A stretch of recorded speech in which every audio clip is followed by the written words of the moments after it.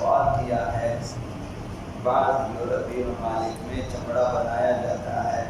لیکن معلوم نہیں کہ کہاں سے اس چمڑے کو درآمد کیا ہے، اور کہا یہ جاتا ہے کہ اسلامی ممالک سے انہوں نے چمڑا درآمد کیا ہے اور پھر اس سے مختلف چیزیں وہ بنا لیتے ہیں۔ تو سوال یہ ہے کہ یہ چمڑے جس کے بارے میں نہیں معلوم کہ پاک ہیں یا نجس، اور کہا جاتا ہے کہ اسلامی ممالک سے درآمد کیا گیا ہے، تو کیا انہیں ہم پاک قرار دے سکتے ہیں؟ اور کیا ان چمڑوں سے بنی ہوئی چیزوں میں ہم نماز پڑھ سکتے ہیں؟ مثلا لیدر کے کوٹ ہیں اور اس طرح باقی چیزیں، یا پھر اس قسم کے ضعیف احتمال کی کوئی اہمیت ہے؟ ضعیف احتمال ہے کہ اسلامی ممالک سے درآمد کیا گیا ہے۔ تو یہ سوال اور اس کے جواب میں حضرت آیت اللہ سیستانی نے فرمایا اگر زیادہ احتمال ہو، یعنی قوی احتمال ہو کہ ان چمڑوں کا ذبح شرعی نہیں ہوا، زیادہ احتمال یہ ہے کہ یہ ان جانوروں کی کھالیں ہیں کہ جن کا شرعی طریقے سے جو ہے ذبح نہیں ہوا ہے، صرف ہلکا سا احتمال ہے کہ شاید اسلامی ممالک سے درآمد، شاید ان کا ذبح شرعی ہوا ہو، کم احتمال ہے، جیسے 4% 5% اس قسم کے۔ تو فرمایا تو اس صورت میں کہ احتمال ضعیف ہے تو لہذا ان چمڑوں کو نجس سمجھیں گے، ان پر نجاست کا حکم جاری ہوگا، تو ان چمڑوں میں جو یا ان سے بنی ہوئی چیزوں میں ہم نماز نہیں پڑھ سکتے۔ مثلا اگر گیلا ہاتھ آپ لگا دیں گے تو ہاتھ نجس ہو جائے گا اور ان میں نماز صحیح نہیں ہے۔ اگر احتمال قوی یہ ہو کہ ان کھالوں کا ذبح شرعی ہوا ہے، ایسے جانوروں کی کھالیں ہیں جن کو شرعی طریقے سے ذبح کیا گیا، اور یہ احتمال قوی ہے، زیادہ احتمال ہے، تو اس صورت میں انہیں پاک سمجھا جائے گا اور ان میں نماز بھی جائز ہو جائے گی۔ تو یہی صورتحال یہاں پہ جو آنے والے لیدر کی چیزیں ہیں ان کا بھی یہی صورتحال ہے کہ اگر انسان کے پاس احتمال ضعیف ہے،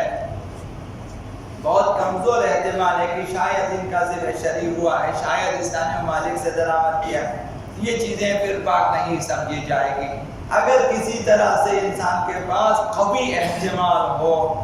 کہ ان کا ذبح شرعی ہوا ہے یا اسلامی ممالک سے درآمد شدہ کھالوں سے چیزیں بنا کر واپس ہمارے پاس بیچ دیے گئے، تو اس صورت میں وہ چیزیں پاک سمجھی جائے گی۔ دوسرا سوال صابن کے بارے میں ہے کہ صابن کی بعض اقسام پر لکھا ہوا ہے، اب وہاں یورپی ممالک میں، مغربی ممالک میں شاید زیادہ ہے، یہاں پہ شاید ہو یا نہ ہو نہیں معلوم، بعض اقسام پر لکھا ہوتا ہے کہ خنزیر یا ایسے حیوانات کی چربی اس میں شامل ہے،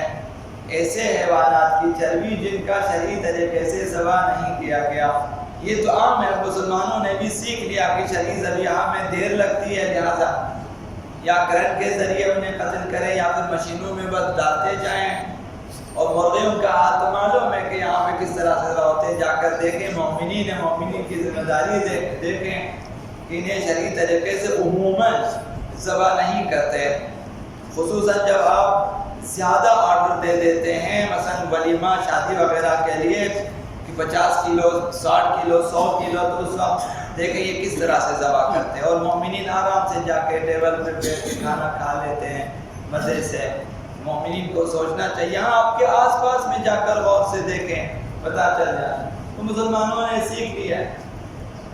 کہ یہ حیوانات کو اس طرح سے ذبح کریں غیر شرعی طریقے سے، یا پھر بعض جگہوں پہ آپ نے دیکھا کہ مسلمان نہیں ہے، اصلاً قصاب مسلمان نہیں ہے،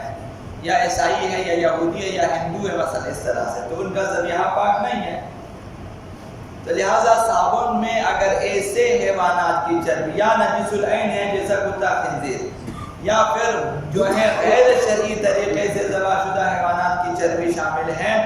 اور لکھا ہے کہ بعض صابنوں پہ وہاں لکھا ہوا ہوتا ہے کہ اس میں ان کی چربی شامل ہے،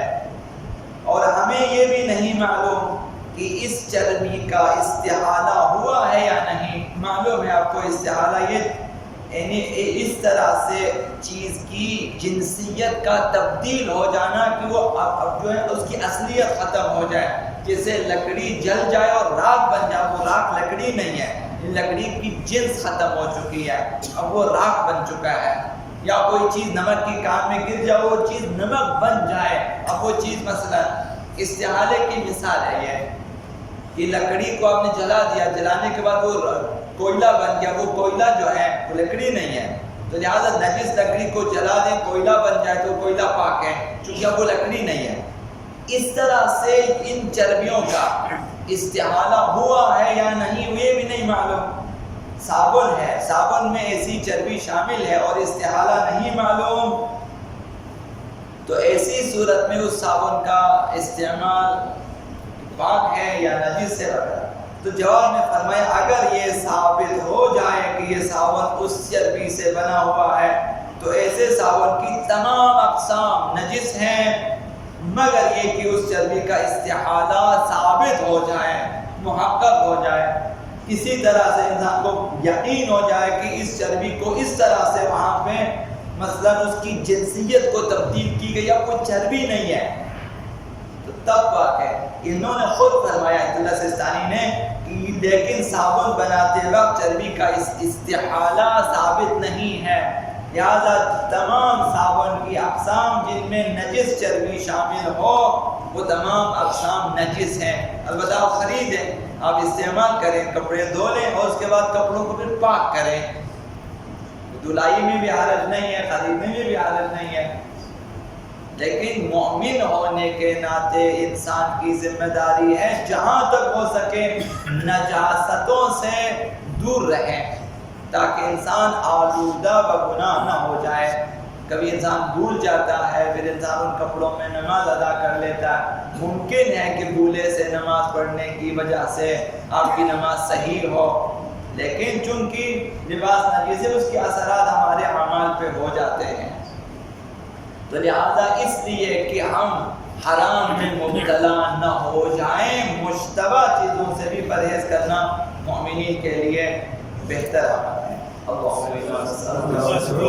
ونقسم عليك باسمك العظيم الأعظم العز الجل الأكرم يا الله يا الله يا رحمن يا رحيم يا مقلب القلوب ثبت قلوبنا على دينك اللهم اهدنا من عندك وافض علينا من فضلك وانشر علينا من رحمتك وانزل علينا من بركاتك